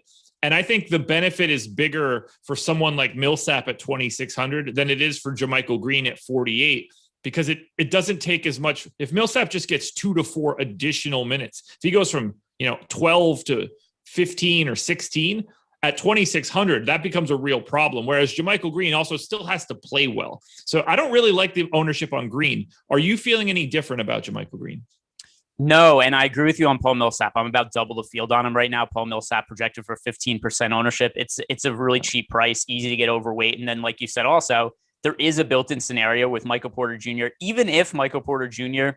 is starting, plays fine, maybe they give him 2 less minutes. Maybe those minutes go to Paul Millsap. And then one more thing also I wanted to circle back on with the Austin Rivers thing, because I agree with everything you said about Paul Millsap and JaMychal Green. I don't have a whole lot of JaMychal Green. I'm overweight to Paul Millsap. With Will Barton being in the rotation, even though we don't expect him to play very many minutes, who do you think his minutes come from? Howard, I guess, is going to be Gonzo, right? Like that one's just the no-brainer. I took a couple minutes from Rivers. The non-hot hand of the 3 guards, probably. Yeah, I took the minutes from Marcus Howard, and then I dialed back Austin Rivers' minutes a little bit. Austin Rivers is just not good enough to be playing this many minutes in the playoffs. I mean, trust me, I'm not happy about it either. Unfortunately, I have quite a bit of Austin Rivers. I'm actually grabbing a lineup right now that has Austin Rivers in the captain spot. That makes me really, really sick to my stomach. But I guess because it's 8:52 p.m., I'm probably making bad decisions. My body doesn't know what's going on. Are there any other weird paths you're willing to take on DraftKings or Fanduel for the Denver Nuggets? Anything that stands out to you that people might be missing, things that you're getting to a lot that we haven't really touched on? I think the being about double the field on Paul Millsap, that's probably about as crazy of a thing as I could say. The other thing I'll say also, I have a couple of lineups with Paul Millsap in the captain spot that don't have Michael Porter Jr. To me, I think if we look at a scenario, Michael Porter Jr. back stiffens up, something happens there. That's where I'd see that we could really potentially see, extended minutes from Paul Millsap. But I also think it's optimal if you're going to go heavy on Paul Millsap to go a little bit lighter on Michael Porter Jr. That's not something I did specifically in my build, except in lineups where you have Paul Millsap potentially a captain. That's where I would take Porter out of the lineup. Yeah, I've got 25% Millsap right now. I'm pretty happy about that. So I think we're largely on the same page there, at least with regards to those semi big men. Well, that should probably cover the Nuggets. We're off to a fantastic start. Here's the reminder. Oh, we're at 321 likes as well. Guys, hit that like button. You guys are doing great. We got well north of that 300 mark. We're already back up over 1,000 viewers. So everybody is coming here for the main event, which makes me very, very happy. We had someone comment. Now I got to pull it up because, again, we have the time to do so. Someone commented on one of the videos from earlier today that said, can one of you two dudes turn your hat around so you both don't look like fantasy jobbers? Gotta know, man. Well, this was for the strategy show earlier today. Fantasy jobbers don't exist at Awesemo.com. I got to let you know, we're the biggest DFS channel in the industry. We're not jobbers. This is the main event right here. It doesn't get any better than this. We set the standard at Backwards Hats. Greg just doesn't know it yet. No, I didn't. I don't wear hats. First of all, I look like a total idiot in a hat. Like because also I have a tiny head. It doesn't shape right. Like it just the brim sticks way out and I look ridiculous. So yeah, it would no good for me. Nobody wants to see me wear a hat on here. Do you never wear a hat? No, the last time I wore a hat was playing baseball in high school. Interesting. I live for wearing a hat. I do not. Interesting. Okay. Well, a couple things we got to touch on before we keep it moving. Schedule for the rest of the night. Spoiler alert, there are no shows after 9:30 p.m. Eastern time tonight. So this is it. We don't have any other shows. Guys, that's it. We're ending it right here. We do, however, have some free content. Some of this is still relevant. NBA player projections are free today. That is super duper interesting to you guys, considering you're still watching this NBA show and we lock in 35 minutes. MLB player projections are free. Greg, are there MLB games that will be useful for today? Not at this point, because it is 9:00 Eastern time and most of the games have already started. There's only a couple of games left to go. So no, not very helpful at this point. Okay, well, if you want to play a late slate tonight, at least those projections will be free. And then finally, PGA rankings are free. That will lock tomorrow. Good luck on, I can't even remember the name of that tournament. It's like a made up name. It's a brand new tournament. The field is terrible, but we have tons of content for it, including free PGA rankings. So you should check that out. And finally, we've got a giveaway going on. Head to Awesemo_com. That is our Twitter account. So you're going to have to go to Twitter first. Follow the instructions on the pinned tweet. You got to pick whether Nikola Jokic or Chris Paul will have more points tonight. One random guesser will win a free month of Awesemo Plus Platinum. That is valued at $90. You don't want to miss it. And it's not going to take any sort of work. You just got to go to Twitter and follow 2 or 3 steps. Follow that account. You're probably going to have to follow at Awesemo NBA. And then we're going to add an extra caveat. You got to follow Greg and I. You can see our Twitter handles underneath our faces on the screen. Let's go ahead and move it over now to the Phoenix Suns. Who is your favorite Sun today? Chris Paul, been my favorite Sun for a minute now. There's no injury concern on my part anymore. At this point, Chris Paul seems fairly healthy to me. If you look at his assist to turnover ratio over the last handful of games, also he's starting to knock down shots. He had a pair of threes last game. Last game, also 11 assists to 1 turnover the game before, 12 assists to 1 turnover the game before that. We saw Chris Paul with, 6 assists, 2 turnovers the game before, 9 assists and no turnovers. Chris Paul's fine at this point. He said in an interview the other day at the start of games, his shoulder feels a little bit tight, but as the game goes on, it feels totally fine. So he expects that, at least in the short term, he's going to be playing maybe a little bit better in the second half than the first half. But given the numbers on Chris Paul, even if he is a little bit compromised, it's not showing up in the box score. It's not affecting his fantasy output. And his price is still a little bit cheaper than it should be. So Chris Paul overall, my favorite Sun. Chris Paul is my least favorite Sun of the 3 big Suns. However, I have 70% Chris Paul. So I don't want that to sound like it's not me being on Team Paul. That is more than we are currently projecting him for. I am just very heavy on both Chris Paul, DeAndre Ayton, and 100% lock button for me as of right now, Devin Booker. That's more Devin Booker than I have, except, I don't have an issue with any of those 3. Personally, my preference is Chris Paul 1, Devin Booker 2, DeAndre Ayton 3. But yeah, it's all 3 of them are strong plays. And I do prefer the Sun side of the game to the Nuggets side, especially with Will Barton back in the mix, potentially taking some minutes from guys. And then the point guard rotation being, a little bit hard to predict. I think the Suns game is the side to have more exposure to. On Monday, we had the battle of Bridges versus Crowder. I took round 1 in that battle. What are you doing in the Crowder versus Bridges battle for game 2? I'm finding it a lot easier to get to Jay Crowder, just based on the price difference. We have Jay Crowder what is he now? $1,400 cheaper than Mikal Bridges. So yeah, $5,400 to $6,800. So, I have Bridges projected for slightly more fantasy points, but given the big price gap, I'm finding it a lot easier to get to Jay Crowder. We are on the same team for game 2. I have Jay Crowder. I do not have Mikal Bridges. 6,800 is a pretty healthy price tag. And I'm playing relatively light today, but even still, it's a lot easier to me to get to Crowder at 5,400. So no disagreement there whatsoever. And then we get into the rest of this Phoenix team.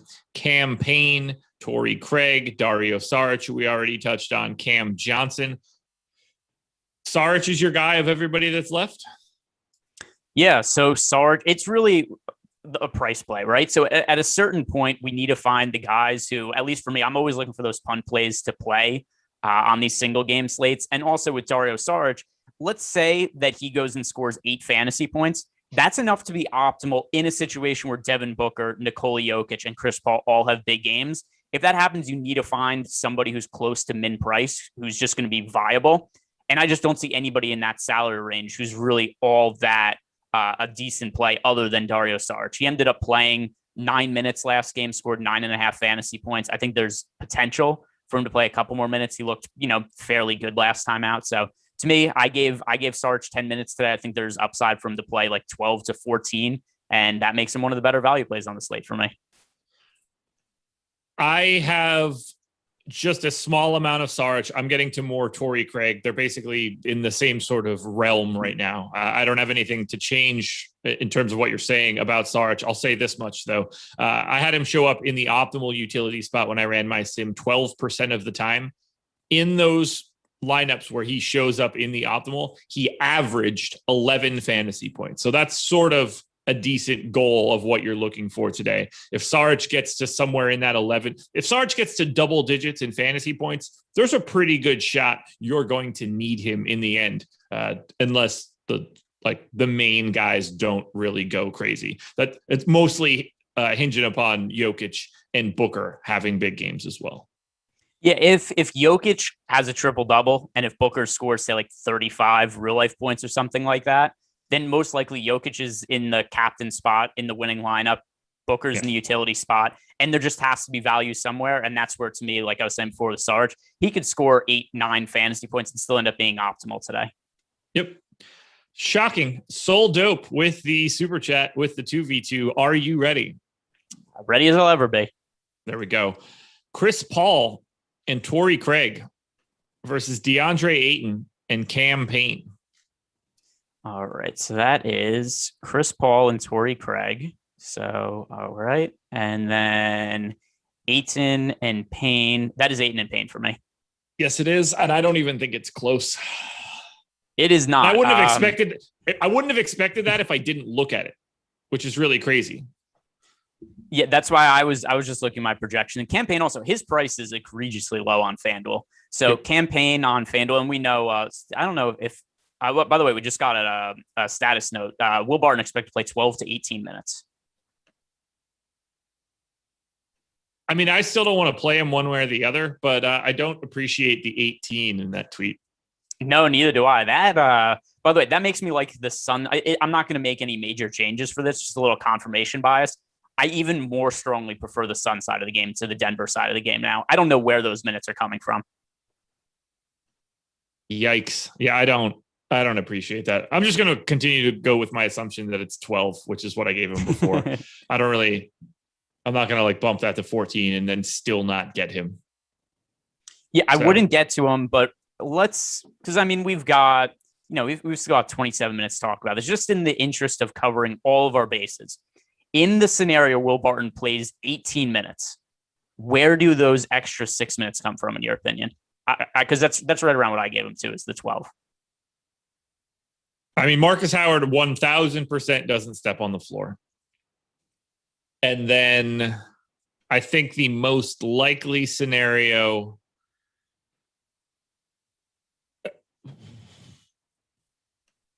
logic tells you that it's Austin Rivers. That's what I feel. I don't necessarily think it has to be Rivers. And I think it's pretty close to like an even 33% split across those three guards. Couple less minutes for Aaron Gordon, maybe? I don't think so. I feel like they want Aaron Gordon out there a lot on Devin Booker. And I mean, I guess it depends on how Will Barton's feeling, but I would be surprised if they came from Aaron Gordon. All right, here's a question for you. Do you think that they could come from JaMychal Green? Yeah, I think they could come from. It's also, so let's look at, especially because, all right, so the Suns lineup, right? They are going to be closing with Chris Paul, Devin Booker, Bridges, Jay Crowder, DeAndre Ayton. Not a very big lineup, right? So I think that it's, fairly likely on the other side that we could see more small ball from Denver as well. And, that would mean that some of those big men, Paul Millsap, JaMychal Green, either of them or Aaron Gordon as well, I think any of them could see their minutes. Although Aaron Gordon isn't really playing a significant amount of minutes now anyway. JG doesn't seem to understand that people can move up the positional ladder. They can just play Aaron Gordon more at the 4 in those scenarios with Will Barton playing the 3. I'm not assuming that they have to do a 1-to-1 swap. You just simply play Aaron Gordon more at the position that he should be playing if he could. But that's neither here nor there. Positions are all, fake anyway, right? Like you generally just 5 guys going out there and playing basketball. Like we've talked about this with Ben Simmons. Ben Simmons is more or less a big man who has the ability to handle the basketball. Same goes with Giannis Antetokounmpo. I'm kind of curious. I'm just going to look at Basketball Reference and see where they've given Will Barton's minutes this year. So they have him playing 39% of his minutes at shooting guard, 53% at small forward, and 8% at power forward. I'm checking Cleaning the Glass now because I hate the positional designations that are handed out at Basketball Reference. 50% shooting guard, 44% small forward, little bits of point guard and power forward on opposite ends. So basically the same. Yep. No surprises there. And by the way, the Nuggets starting lineup: Campazzo, Rivers, Gordon, Porter Jr., Jokic. So same guys. No Will Barton in the starting lineup. If Will Barton was in the starting lineup, then I'd really panic about those 18 minutes. Is there a guy from Phoenix that we haven't touched on that you would like to? Let's see. I feel like we've talked about everybody. Do you think Frank Kaminsky plays any minutes today? I guess he's the only guy we haven't mentioned yet. I doubt it. I think he gets beat like he stole something if he's out there. Yeah, he played 0 minutes last game. And once again, given Josh's credit, he called before last game. He thought there was a good chance that Dario Saric entered the rotation ahead of Frank Kaminsky for the series. And that's what happened. I'm expecting a similar rotation from last game. I just don't think that they could put Kaminsky out there when Nikola Jokic is on the floor. So if he sneaks on, it's got to be in the non-Jokic minutes because Jokic is going to just embarrass him if he's out there. Sorry, Frank. Yeah, unlike Dario Saric, who could hold his own against Jokic, but Kaminsky is particularly horrible on defense. Yeah, he's also not going to bring as much on the offensive end. That's sort of the problem. They can both be equally bad, but I don't know. It's neither here nor there. Anyway, let's talk a little bit about our sponsor. That would be Monkey Knife Fight. I kind of missed doing a Monkey Knife Fight read. They were the presenting sponsor of the Process Show for a while, but they moved on to bigger and better things. I love my show, but getting on to Live Before Lock is just a biggie. You can use the promo code Awesemo when signing up at Monkey Knife Fight and get an instant match first deposit bonus of up to $100 when you use that code. So if you deposit $50, you get $50. If you deposit $100, you get $100. And if you deposit $200, you still only get $100 because that is where the cap is. Whether you're looking to play NBA, UFC coming up this weekend, big card, PGA, esports, soccer. We got Euros coming up. It's a good time. Monkey Knife Fight has it. So just go to monkeyknifefight.com, start choosing which games that you want to play, which contests you want to get in, and what you're looking for your buy-in. And again, don't forget to use that promo code because that's the good stuff right there. And then we've got a promo code. Now, this is a big one. There's a lot of letters for you. NBA Live Before Lock. One big word. That's what you got to enter when signing up. Get yourself 15% off your first week of Awesemo Plus Platinum. This is show specific. I wish that I could say NBA Live Before Lock, Josh and Greg, so they knew that's where everybody signs up.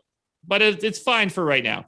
NBA Live Before Lock, the man behind the virtual glass, Jordan Klein, has got it up on the screen right now. Use that promo code. Save yourself 15% on your first week.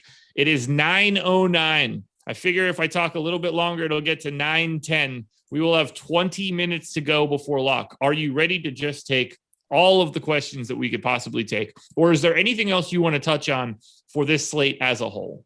I think we've talked about every single player individually. The only other thing I'll add is the other bigger and better thing that Monkey Knife Fight has moved on to is that Eric Lindquist and I have been doing some Monkey Knife Fight shows in the afternoons from time to time. And I'm going to be doing a solo one. I think on Friday I got messaged about it. So that is the other thing. I mean, not to besmirch Josh and his show that happens, starting in 3 hours from now as early as possible. But yeah, they've asked me to do an afternoon show.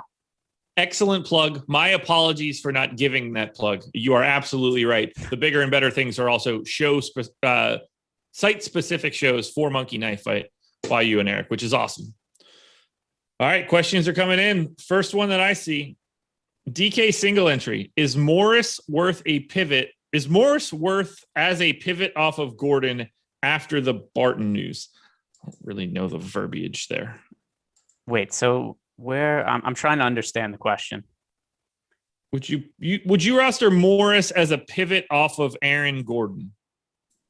I don't think the Will Barton news has any kind of impact on that. I agree, but I also think that the answer is yes, because I don't think that Monty Morris is picking up enough ownership in relationship to what he should have. Yeah, I mean, that's a reasonable enough take. I just think if you're making decisions on Monty Morris based on the Will Barton news, I think that he's just as likely to negatively impact Monty Morris as he is to impact Aaron Gordon. Payne or Millsap on Fanduel? Payne. All right. Let me see, how many more fantasy points do I have for Payne than Millsap? It's a lot. I have Payne. Yeah, I have Payne with scoring more than 10 more fantasy points than Millsap today. I want to actually take a look at this question quick, but it's going to require me to do a little bit of work on the back end. Ghetto Farmer Boy asked the question, what's the most amount of DK points Jokic can have and not be in the optimal lineup? And I can give that answer. But all right. Did he specify for FanDuel or DraftKings? DraftKings. Okay. So what is the most amount of DK points that Jokic can have and not be in the optimal? I'll talk about this while you update your numbers and try to figure that out. So, Yeah. All right. By the way, Josh is going to have a way more scientific answer than me. I'm just firing at the hip and kind of guessing something here. So first of all, I'm going to assume a regulation game because all bets are off the table if something goes to overtime and then just everybody's stats are inflated. Although with that said, if this game goes to overtime, it's hard to envision a scenario where Jokic doesn't end up being optimal unless he fouls out in regulation. But other than that, the most amount of points that he could score not be optimal, probably a little under 50 would be my most reasonable guess. And then the scenario where Jokic isn't optimal, I would assume a really big game from Michael Porter Jr. or maybe Jokic gets into foul trouble and we see Paul Millsap score more fantasy points. But just throwing out a guess, I'm going to say high 40s. The most fantasy points that showed up for Nikola Jokic where he did not make it into an optimal lineup was 53.9.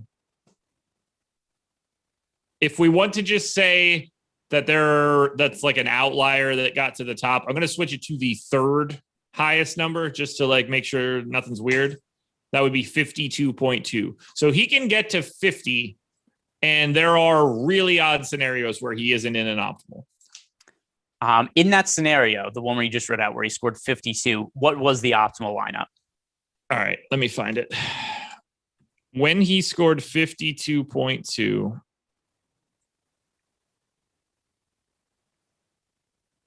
this might be a little hard to find. By the way, while you're looking that up, Rudy Gobert officially has won the Defensive Player of the Year award. No surprises there. And the starting lineup for the Suns: Chris Paul, Devin Booker, Mikal Bridges, Jay Crowder, and DeAndre Ayton. Seems about right. All right, let's sort this down to just zeros. This is not going to be a lot. Then we get to Jokic.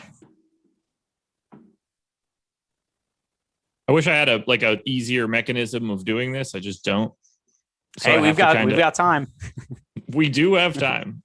All right, I'm going to highlight those so that I can find the green ones in the easiest way. All right, 52.2. So optimal lineup in that scenario is, all right, so that's line 356. That makes it a little bit easier for me to look at. The captain in that scenario is Devin Booker, which makes a lot of sense to me. And then we get to Chris Paul, Austin Rivers,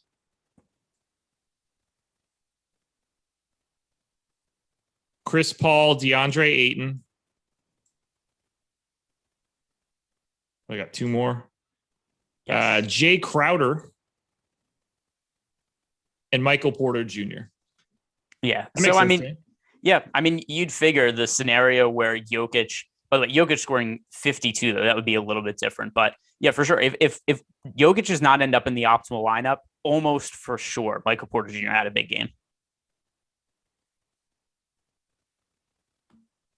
I like looking at that. I want to set this up in the future so that we can kind of take a peek at like the sort of path that would show up to getting to those different lines. What happens when Jokic has a decent game but doesn't show up? Who does that generally send everybody to? I think that's super relevant. So that's something that we can pay attention to. Do we have any other questions that have popped up? We do have a couple. What about the Jokic question on Fanduel?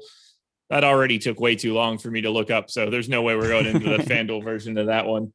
But I think it is interesting to be able to check that out. I'm going to hit you with a couple player props. What do you think? Let's do it. I mean, we are trying to integrate more betting into the shows. I am also a noted Suns backer in the playoffs, so I've a little bit of bias there, but also means I just like the Suns overall as a team. By the way, if you are looking to check out player props or just regular betting lines, there is no better place to do that than OddsShopper. So go to oddshopper.com and check it out. You'll get multiple books, multiple lines. You can shop around, track your bets. You even get an expected ROI and expected win percentage on some of these props. That is incredibly helpful. For example, I'm going to hit you with a player prop right now. You let me know what you think of Cam Payne, which I know is not going to be the first one you expected to see.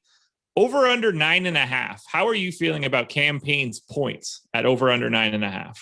Listen, I have Campaign playing less minutes than he was playing in the Lakers series just with the health of Chris Paul. But even with Payne playing, for me, 23 minutes today, I have him going over that mark, and there is potential for him to be playing more minutes. I think is definitely a possibility. I think there's a better chance of him going over the minutes I have projected for him than under, and I still pretty comfortably like the over there on Campaign. Well, I hope that you do pretty much like that over, because of all props that are just based on player points, that prop has a higher expected ROI than any other prop for just points. 39% expected ROI, 70% chance to win that bet per the data from Awesemo.com and per all the lines that exist on OddsShopper. Now I'm going to start hitting you with players that we would actually want to talk about. How are you feeling about Michael Porter Jr. over under 18.5 points today? Very much like the over on Michael Porter Jr. So there's, like we said, maybe a little bit of risk involved with Michael Porter Jr. if maybe the back tightens up or something goes wrong there. But if we get a totally uninhibited Michael Porter Jr. just goes out and plays full minutes, no issues, he most likely crushes that number. I don't know. The guy from Premium Slack. Is $1,100 too much remaining salary on DraftKings? Absolutely not.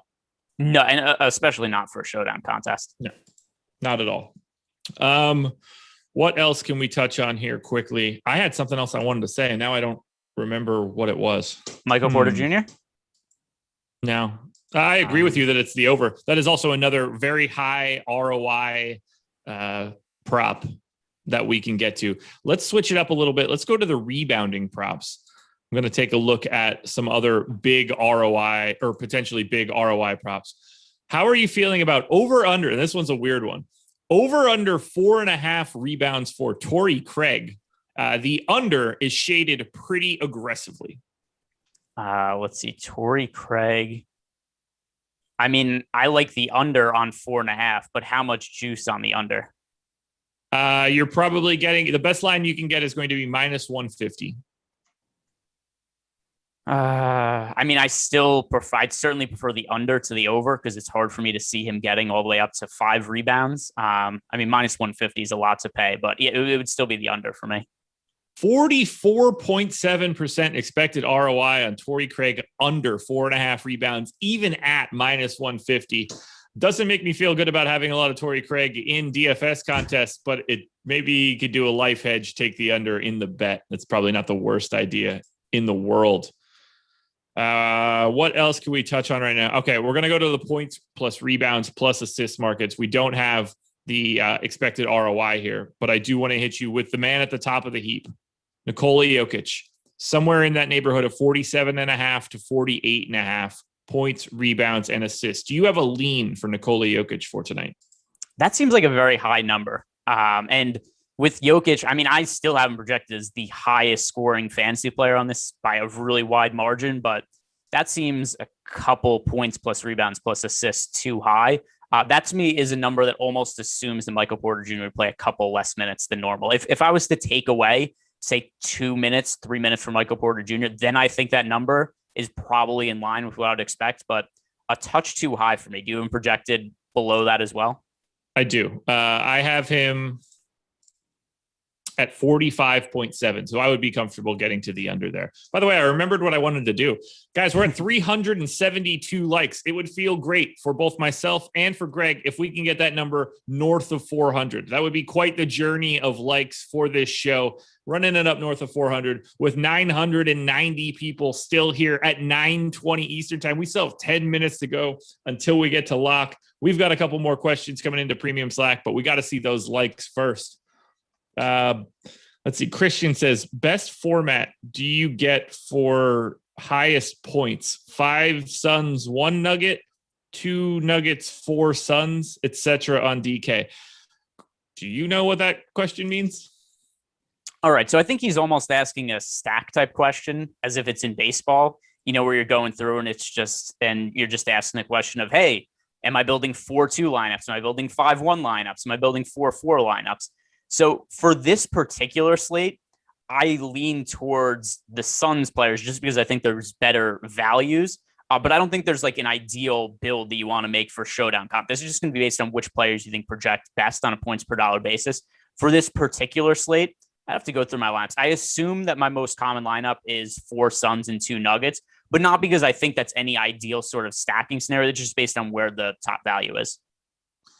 In the aggregate from my Sims, 3.3 Suns, 2.7 Nuggets is the average makeup for all optimal lineups. So, somewhere in that 3-3-4-2 split, which is pretty much how it is always. It's rare that it's going to be more extreme than that. It's really hard for it to be that.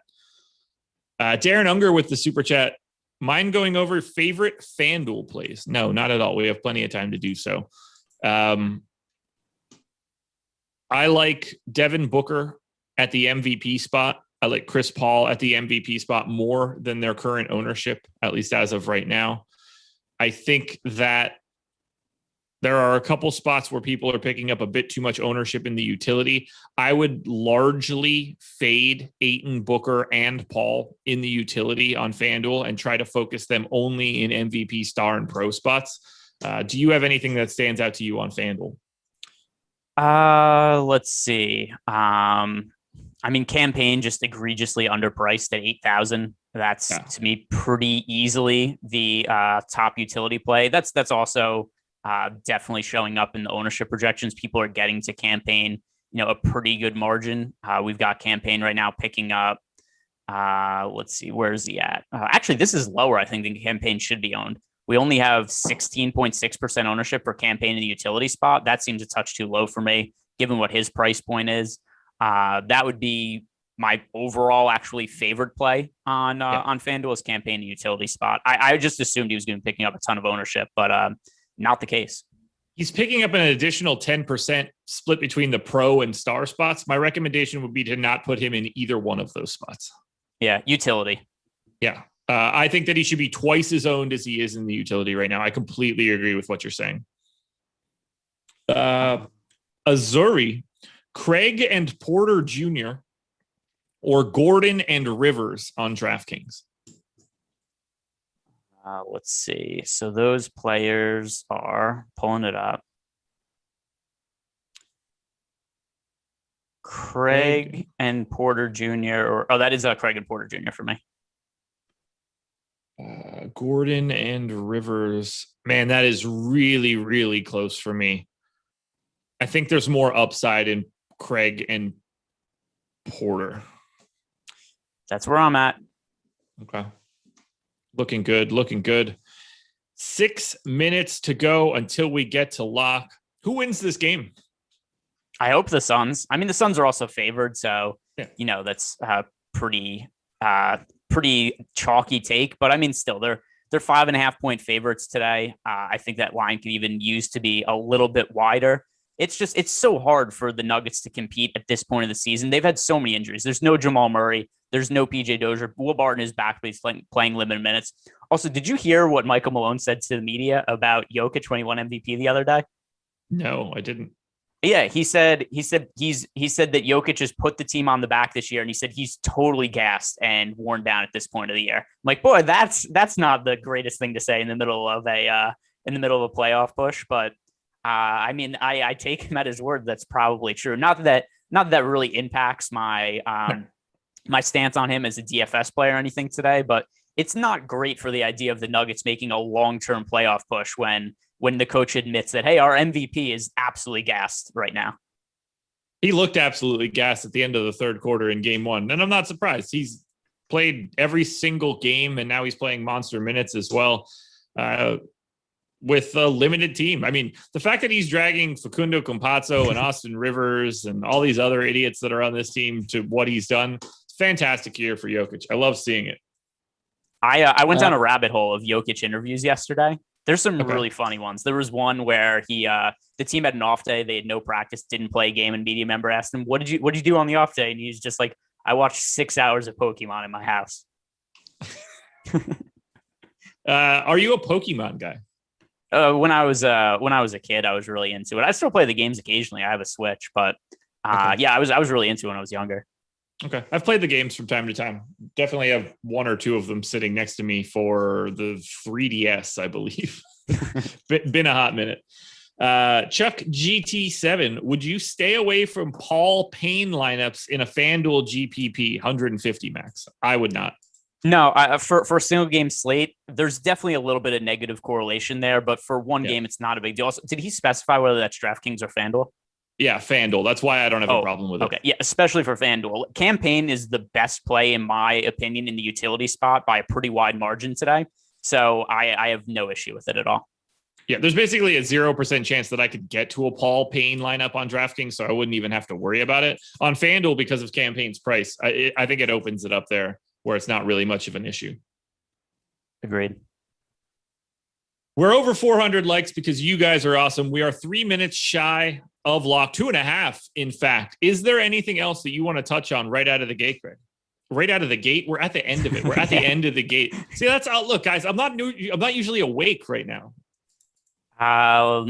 Boy, I can't imagine there's anything. There's no stone left unturned at this point. We've talked about anime that Nikola Jokic watches. We've talked about the starting lineups. We've talked about every single individual player on this slate at this point.